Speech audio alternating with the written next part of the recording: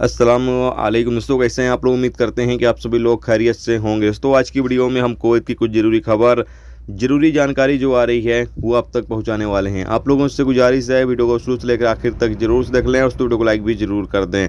जो लाइक कर देते हैं तो हम दोस्तों का दिल से बहुत बहुत शुक्रिया। चलिए बढ़ते हैं अपडेट तरफ। पूरी क्या अपडेट आपको बताते हैं। सबसे पहली खबर, कुवैत के अंदर ईद कब की होगी। बहुत से दोस्तों के सवाल भी आ रहे हैं और सोशल मीडिया पर तरह तरह की खबरें भी चल रही हैं। कुछ लोग बता रहे हैं 9 तारीख की ईद होगी, कुछ लोग बता रहे हैं 10 तारीख की ईद होगी। तो आप लोगों को बता दें कि ज़्यादातर उम्मीद ये है कि 10 तारीख को ईद होगी। अरब देशों में 10 तारीख को ईद होगी, क्योंकि मौसम माहिरीन यानी जो चांद देखने के माहिरीन हैं उनका कहना यह है कि 29 रमज़ान को चांद देखना मुमकिन नहीं है। यानी कि चांद 29 रमज़ान को बहुत ही मुश्किल है कि नज़र आए। तो ऐसे में उम्मीद यही है कि ईद 10 अप्रैल बुधवार की होगी। बाकी इस बारे में जब चांद के हवाले से कोई अपडेट आएगी 29 रमज़ान को तो वो आप तक ज़रूर से पहुंचा दिया जाएगा। इसके साथ अगली अपडेट बात कर लेते हैं कि क्या एक्सचेंज रेट चल रहा है। अगर आप पैसा भेजना चाहते हैं इंडिया, बांग्लादेश, पाकिस्तान वगैरह, तो क्या एक्सचेंज रेट चल रहा है आज की तारीख में इंडिया, बांग्लादेश, पाकिस्तान वगैरह का। तो सबसे पहले बात करते हैं इंडिया का। तो इंडिया का आज की तारीख में एक KD जाकर बन रहा है 270 रुपये।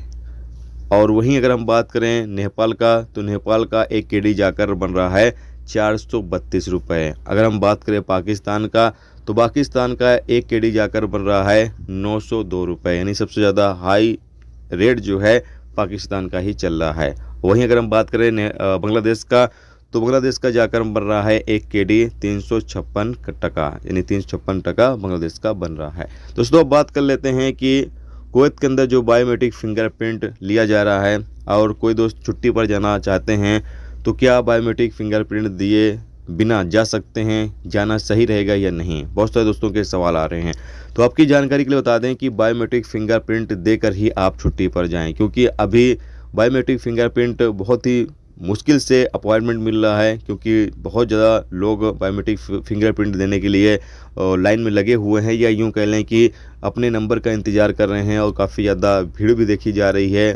केंद्र के जो ऑफिस हैं वहाँ पर काफ़ी ज़्यादा भीड़ भी देखी जा रही है। तो ऐसे में आप लोग कोशिश यही करें कि अगर आप छुट्टी पर जाना चाहते हैं और आपका बायोमेट्रिक फिंगरप्रिंट अभी तक नहीं हुआ है तो आप बायोमेट्रिक फिंगरप्रिंट देकर ही छुट्टी पर जाएं, क्योंकि वापसी आप जब आएंगे तो आपको एयरपोर्ट पर कोई दिक्कत नहीं होगी। लेकिन अगर आप बायोमेट्रिक फिंगरप्रिंट देकर नहीं जाते हैं तो हो सकता है जब वो वापस आए तो कुछ नियम कानून चेंज कर दिया जाए बायोमेट्रिक फिंगरप्रिंट को लेकर, तो फिर आपकी एंट्री होने में दिक्कत हो सकती है। तो इसलिए आप लोग, जो लोग भी छुट्टी पर जाना चाहते हैं, जिनका बायोमेट्रिक फिंगरप्रिंट हो चुका है वो जा सकते हैं, जिनका नहीं हुआ है कोशिश यही करें कि आप बायोमेट्रिक फिंगरप्रिंट पहले दें।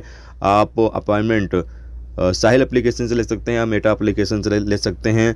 जो भी एप्लीकेशन आपको समझ में आए, जहाँ से भी अपॉइंटमेंट मिल जाए आपको, तो अपॉइंटमेंट ले लें और उसके बाद आप जाकर अपना बायोमेट्रिक फिंगरप्रिंट दें। उसके बाद आराम से छुट्टी पर